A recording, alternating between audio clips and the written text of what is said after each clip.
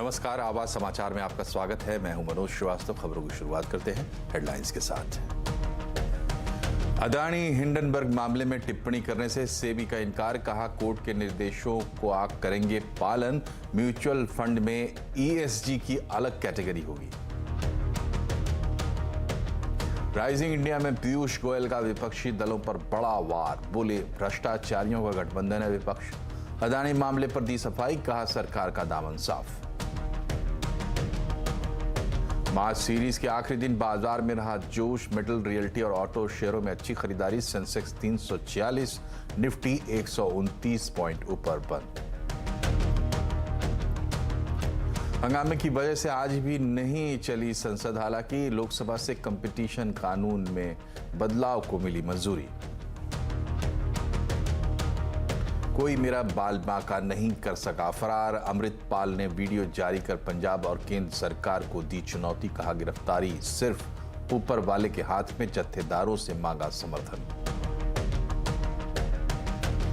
कर्नाटक में चुनाव तारीखों का ऐलान, 10 मई को डाले जाएंगे वोट, 13 मई को आएंगे नतीजे। राज्य में बीजेपी कांग्रेस में आमने सामने की टक्कर। कोरोना के डेली न्यू केस 2100 के पार, 5 महीने में सबसे ज्यादा नए मामले। महाराष्ट्र और दिल्ली में सबसे ज्यादा फैल रहा संक्रमण।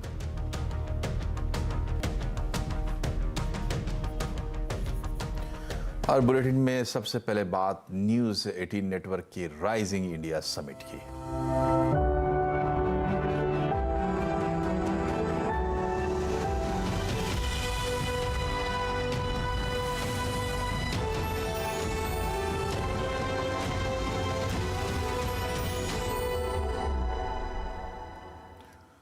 राइजिंग इंडिया में विदेश मंत्री एस जयशंकर ने चीन के मसले पर बेबाक राय रखी। उन्होंने कहा कि हमें चीन के साथ विवाद को अच्छे से समझना होगा। जयशंकर ने कहा कि चीन के मसले पर काम खत्म नहीं हुआ है, पिछले 3 साल में इस पर काफी प्रगति हुई है। So tell me, since you mentioned China, where are we on this, the border confrontation that happened? I mean, I believe out of the 7 odd points, 5 there has been disengagement, 2 there is still no disengagement.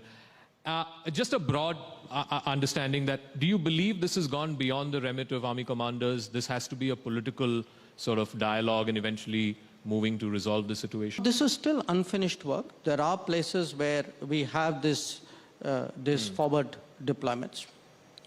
We continue to work away at it. I will only remind you when this started in the summer of 2020. Yeah. If you took the cumulative analysis of this city, people told me this, we're not going to get a solution. The Chinese are going to do this, there's nothing you can do. I would say, please look at the last 2 to 3 years. Yeah. My sense is the military has done what the military should do. The military has deployed. The military deployed in the COVID. The military is deployed round the year. The military is deployed through the winter. The military is deployed at great heights. Yeah. And secondly, the military and diplomacy has worked in lockstep. Now, your question, should you not leave it to military commanders? First of all, it has never been left entirely to military commanders.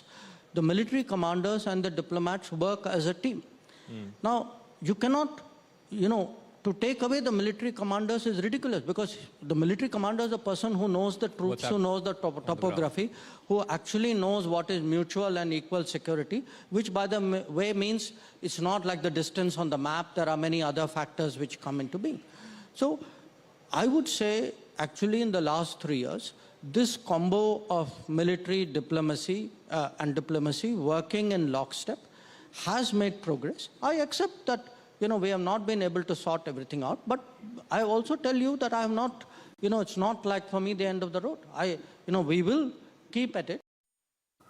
News 18 के rising India कार्यक्रम में वाणिज्य मंत्री पीयूष गोयल ने विपक्षी दलों पर बड़ा हमला बोला। उन्होंने कहा कि विपक्ष का गठबंधन भ्रष्टाचारियों का गठबंधन है। आजादी का यह अमृत काल चल रहा है और इस अमृत काल में लेकिन विपक्ष कह रहा है लोकतंत्र का बुरा हाल हो चुका है। क्या कहना चाहते हैं? व्हाट यू हैव टू से? मैं समझता हूं भ्रष्टाचारियों का बुरा हाल हो चुका है। चिंता तो उनको ये हो गई है कि भ्रष्टाचार के ऊपर पहली बार इस देश के जनमानस में भी घृणा है और फाइनली कुछ ना कुछ कार्रवाई हो रही है, उसका आनंद भी है। भ्रष्टाचारियों की एक पूरी कोएलिशन ऑफ द करप्ट खड़ा हो रहा है। कई लोग डर रहे हैं कि उनके कारनामे सामने आ रहे हैं, कई सारे कानूनी मामले चल रहे हैं। अब आप सबको पता नहीं, खबर है कि नहीं, आज के दिन लगभग 7 केसेस में 7 श्री राहुल गांधी जी बेल पर हैं। तो अब जो कोर्ट जिन्होंने उनको बेल दिया, तो क्या वो भी हमारे कब्जे में थे? राइजिंग इंडिया में परिवहन मंत्री नितिन गडकरी ने कहा कि हाइड्रोजन बस पर काम जारी है। जल्दी ही हाइड्रोजन बसें सड़कों पर दौड़ती हुई दिखेंगी और भारत ऊर्जा का आयात नहीं बल्कि निर्यात करने वाला देश बनेगा। आपने एक वादा पूरा किया। आप पिछली बार जब आए थे आपने कहा था अगली बार हाइड्रोजन कार में आऊंगा, और आज आप हाइड्रोजन पावर्ड कार में ही आए हैं।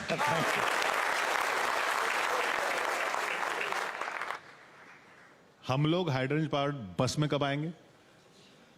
अभी तो अशोक लेलैंड और टाटा ने जो उनकी ट्रक और बसेस है वो आईसी इंजन को हाइड्रोजन पे हम चला सकते हैं, ऐसा उन्होंने ऑटो एक्सपो में मॉडल्स लॉन्च किए हैं। मुझे लगता है कि अब दिन दूर नहीं है।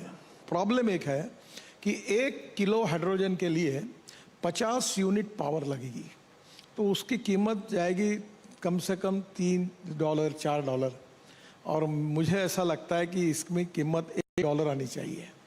तो अभी बंगलोर में हमारे इंडियन साइंस रिसर्च इंस्टीट्यूट है, उनको मैं गया था वहाँ, उन्होंने विदाउट पावर ये बायोमास बायोवेस्ट से हाइड्रोजन बनाया है। तो वो $1 आएगा, तो 80 रुपये में हम लोग 450 किलोमीटर चल पाएंगे। तो लोगों में बहुत सस्ता होगा, ट्रक, बसेस, कार, स्कूटर। और उसके बाद सबसे बड़ी बात है ना, हवाई जहाज़, बाद में हमारी केमिकल फैक्ट्री, स्टील फैक्ट्री, सब जगह पर हाइड्रोजन हम लोग यूज़ करेंगे।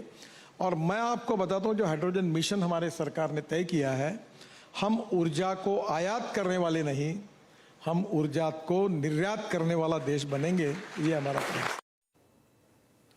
और राइजिंग इंडिया में ही शिक्षा मंत्री धर्मेंद्र प्रधान ने कहा है कि सरकार इतिहास को लेकर बड़ी लकीर खींचने वाली है।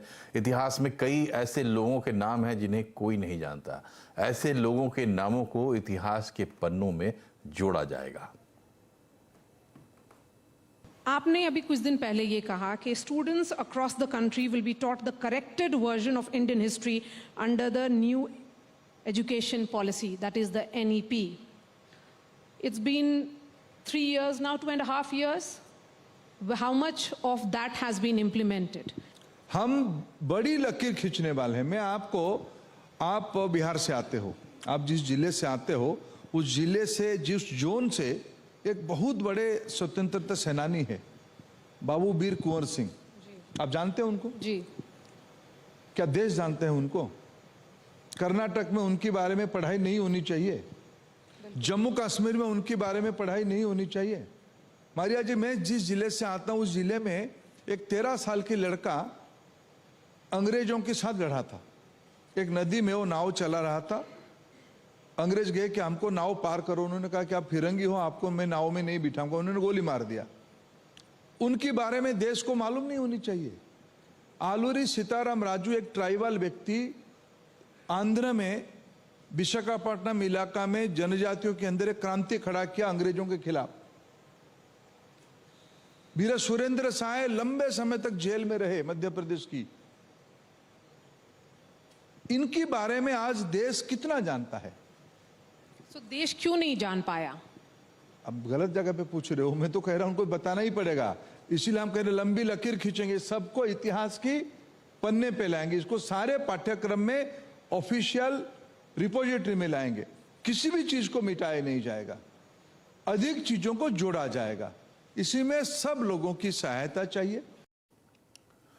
और न्यूज़ 18 नेटवर्क के इस खास कार्यक्रम में राइजिंग इंडिया में गृह मंत्री अमित शाह बात करेंगे नेटवर्क 18 के editor in chief Rahul Joshi के साथ रात 8 बजे।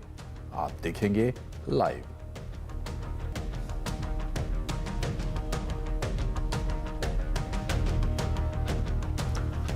वहीं राइजिंग इंडिया समिट में पीयूष गोयल ने अदानी के मुद्दे पर भी अपनी बेबाक राय रखी। उन्होंने कहा कि अदानी के मामले में सरकार का दामन साफ है। वो कहते हैं कि अदानी को लेकर आपका शासन डरा हुआ है, ना जांच करा रही है सरकार, ना बात कर रही है उसके बारे में, ना जवाब दे रही है। LIC और PF का पैसा भी अदानी को दे दिया गया है। देखिए, ये अभी बहुत विषय के ऊपर बहुत चर्चा हो चुकी है। सुप्रीम कोर्ट ने कमेटी बिठा रखी है जो जांच कर रही है। सेबी ने अनाउंस किया कि उनकी कमेटी भी जांच कर रही है या सेबी जांच कर रही है। सरकार के ऊपर कोई आरोप नहीं लग पाया एक भी कि हमने कोई कॉन्ट्रैक्ट उनको दिया हो, कोई उनको फेवर किया हो। एक कंपनी छोड़ो, कोई प्रकार की कंपनी को इस सरकार ने फेवर नहीं किया।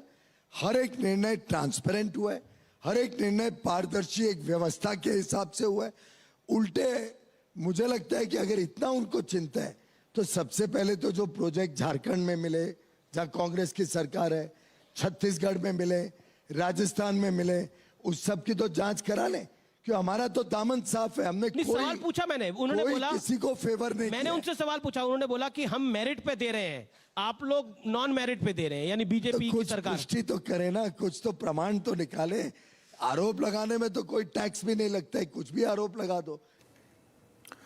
इधर मार्केट रेगुलेटर सेबी ने कहा है कि अभी वो अदानी मामले में कुछ भी टिप्पणी नहीं करेंगे। सेबी बोर्ड मीटिंग पर एक प्रेस कॉन्फ्रेंस में सेबी चेयरपर्सन माधवीपुरी बुच ने कहा कि वो सुप्रीम कोर्ट के निर्देश का पालन कर रहे हैं और अभी जांच के बारे में कोई जानकारी पब्लिक में शेयर नहीं की जाएगी। The elephant in the room is Adani Hindenburg. Now, I don't know why all of you expect that we will say anything about it. Because in the first place, our standard answer is we never comment on entity-specific matters. On top of that, the matter is before the Supreme Court. We never comment on sub judice matters. So there is absolutely no question of our commenting on that. So we will discuss all issues which are related to the significant number of policy matters that the board approved today. But I can see Lata saying, "Oh, मुझे आना ही नहीं चाहिए था." We will follow the advice of the Supreme Court. Whatever the Supreme Court has said, we are duty bound to follow. Prepaid wallet से merchant transaction अब free नहीं रहेगा। इसको लेकर नए नियम जारी किए गए हैं। इसमें 2000 रुपए से ज्यादा के PPI मर्चेंट ट्रांजैक्शन पर 1.1% का चार्ज लगेगा और 1 अप्रैल 2023 से ये लागू हो जाएगा। हालांकि कस्टमर और bank to bank normal UPI transaction पर ये चार्ज नहीं लगेगा। वहीं न्यूज़ 18 नेटवर्क के राइजिंग इंडिया समिट में NPCI के MD और CEO ने इस पर सफाई भी दी है। आप खुद सुनिए।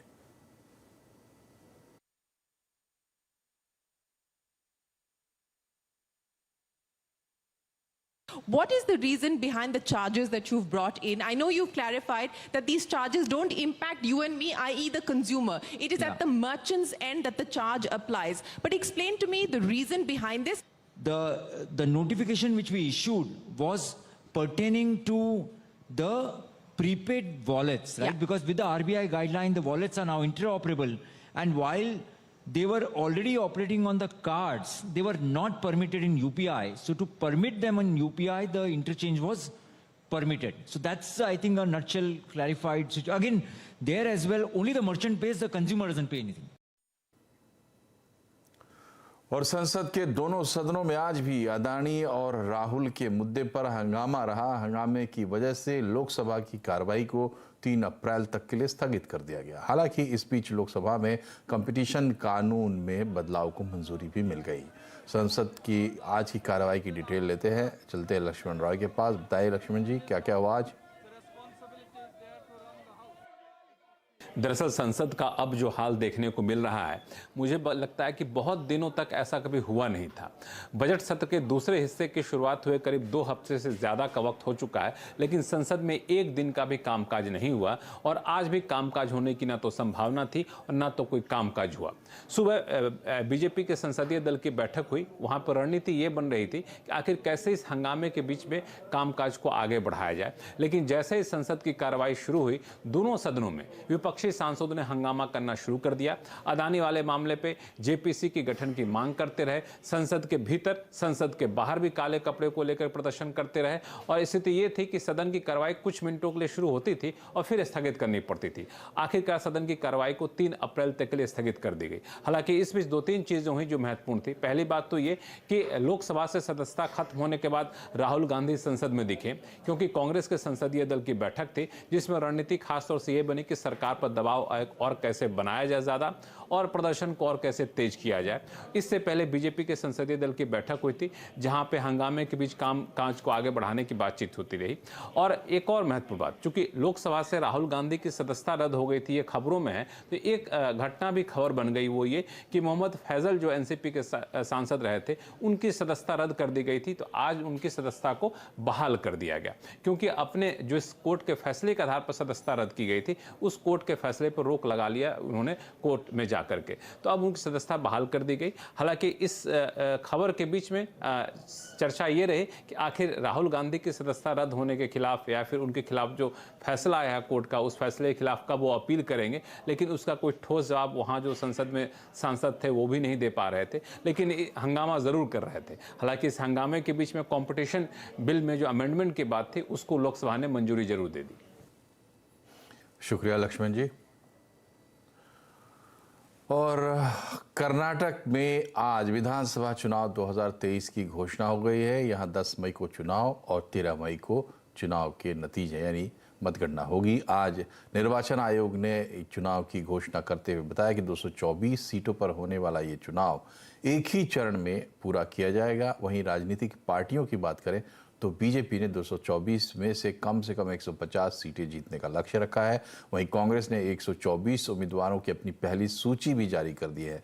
मुख्य चुनाव आयुक्त राजीव कुमार ने बताया कि कर्नाटक विधानसभा चुनाव के लिए 13 अप्रैल को गजट नोटिफिकेशन जारी कर दिया जाएगा।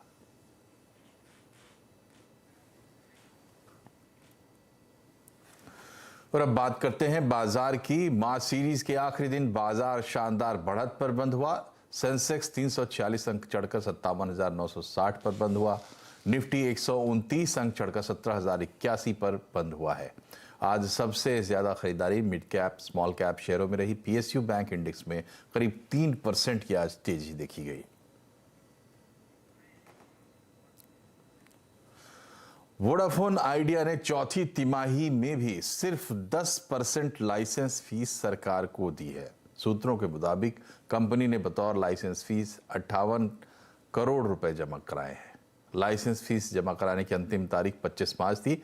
अभी कंपनी के पास ब्याज के साथ 15 अप्रैल तक फीस देने का समय है। आपको बता दें कि पिछली तिमाही में भी कंपनी ने सिर्फ 30% ही फीस चुकाई थी। कंपनी को मुश्किल से उबारने के लिए वोडाफोन आइडिया अभी तक फंड चुकाने में नाकाम रही है। जी एंटरटेनमेंट और सोनी के मर्जर की बड़ी बाधा खत्म हो गई है। इंसॉल्वेंसी केस में जी ने इंडसइंड बैंक के साथ सेटलमेंट कर लिया है। जी एंटरटेनमेंट ने इंडसइंड बैंक को पहली किस्त का भुगतान भी कर दिया है। कंपनी बाकी रकम का भुगतान 30 जून तक कर देगी। अब इंडसइंड बैंक जी सोनी मर्जर पर अपनी आपत्ति वापस ले लेगा।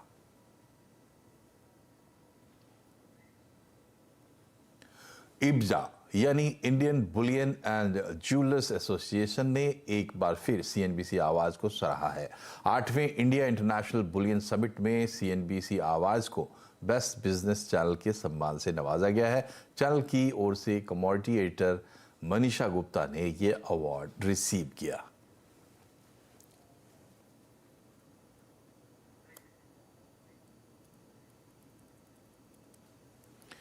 और एक छोटा सा ब्रेक, खबरें भी और भी है, तुरंत हाजिर होते हैं।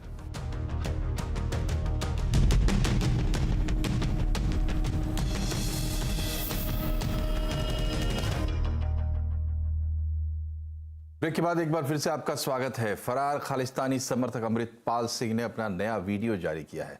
इसमें उसने दावा किया है कि उसकी गिरफ्तारी सिर्फ ऊपर वाले के हाथ में, कोई भी उसका बाल बांका नहीं कर सका। इसके अलावा अमृतपाल ने कहा है कि उसकी गिरफ्तारी की बात बिल्कुल गलत है। अमृतपाल बैसाखी पर सरबत खालसा बुलाने की मांग कर रहा है। सरबत खालसा पंथक संकट को हल करने के लिए विभिन्न सिख संगठनों की बुलाई हुई सभा को कहा जाता है। सरबत खालसा श्री अकाल तख्त साहिब या किसी अन्य तख्त साहिब पर ही बुलाया जाता है। गिरफ्तारी की गल है वो सतगुरु सच्चे पातशाह के हथ है। मैं चढ़ती कला च हाँ, कोई मेरा वाल विंगा नहीं कर सकिया। सतगुरु सच्चे पातशाह ने बिखड़े पैंडे ते तोरिया, प्रीख्या लई है, पर उस मालक ने चोजी प्रीतम ने बहुत साथ दिता है। ऐसा उन्हें मेरी कृपा की है। शंघाई कोऑपरेशन ऑर्गेनाइजेशन के सचिवों की बैठक में एनएसए अजीत डोवाल ने कहा है कि आतंकवाद किसी भी रूप में बर्दाश्त नहीं किया जा सकता। डोवाल ने कहा है कि हाल के वर्षों में ग्लोबल सिक्योरिटी लैंडस्केप के लिए नई चुनौतियां पैदा हुई हैं। इसका असर एससीओ क्षेत्र पर भी पड़ा है। संस्था का चार्टर कहता है कि सदस्य देश एक दूसरे की संप्रभुता और क्षेत्रीय अखंडता का सम्मान करें। एससीओ देशों के सचिवों की बैठक में सभी 8 सदस्य देश भारत, चीन, कजाकिस्तान, किर्गिस्तान, पाकिस्तान, रूस, ताजिकिस्तान और उज्बेकिस्तान के प्रतिनिधि शामिल हुए। अपने ओपनिंग रिमार्क में डोवाल ने रीजनल कनेक्टिविटी के प्रति भारत का समर्थन जताया और कहा कि आतंकवाद इस क्षेत्र के लिए एक बड़ा खतरा है। Terrorism in all its forms and manifestations and its financing are amongst the most serious threats to international peace and security. Any act of terrorism, regardless of its motivation, is unjustifiable. It is important, therefore, for all countries to fulfill the obligations enshrined in the relevant counter-terrorism cooperation protocols. देश में corona एक बार फिर से चिंता बढ़ा रहा है। Daily नए केस बढ़ते हुए अब 2100 के पार निकल गए हैं। डिटेल लेते हैं दीपाली नंदा से। बताएं दीपाली, क्या कहते हैं आज के आंकड़े?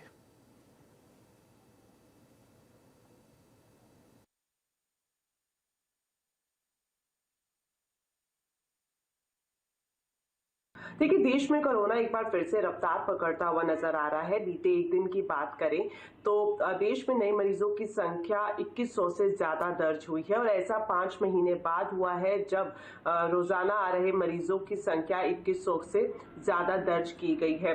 वहीं अगर मैं एक्टिव केसेस की बात करूं तो एक्टिव केसेस की संख्या भी अब 11,900 पर पहुंच चुकी है। राज्यों के हिसाब से देखा जाए तो पिछले 24 घंटे में सबसे ज्यादा केस राजधानी दिल्ली और महाराष्ट्र में आए हैं। दिल्ली की बात करें तो यहाँ पर मरीजों की संख्या जो एक दिन में दर्ज हुई है वो 214 है। वहीं महाराष्ट्र की बात करें तो एक दिन में 450 नए मरीज मिले हैं। इन दोनों राज्यों के अलावा कर्नाटक, केरल और गुजरात ऐसे राज्य हैं जहां पर कोविड के नए मरीजों की संख्या में तेजी से इजाफा होता हुआ हमने पिछले 1 से 1.5 महीने में देखा है। तो चिंता की बात यही है कि जो ये नंबर हैं वो अब एक बार फिर से काफी तेजी से बढ़ते हुए नजर आ रहे हैं और दिनों दिन हम देख रहे हैं जो आंकड़ा है वो ऊपर की तरफ ही जाता हुआ हमें दिखाई दे रहा है। स्वास्थ्य मंत्रालय लगातार राज्यों से बातचीत कर रहा है और राज्य कितने तैयार है कोविड के संकट से निपटने के लिए, इसी का जायजा लेने के लिए 11 और 12 अप्रैल को देश भर में मॉक ड्रिल कराने के भी निर्देश मंत्रालय की तरफ से दिए जा चुके हैं। शुक्रिया दीपाली।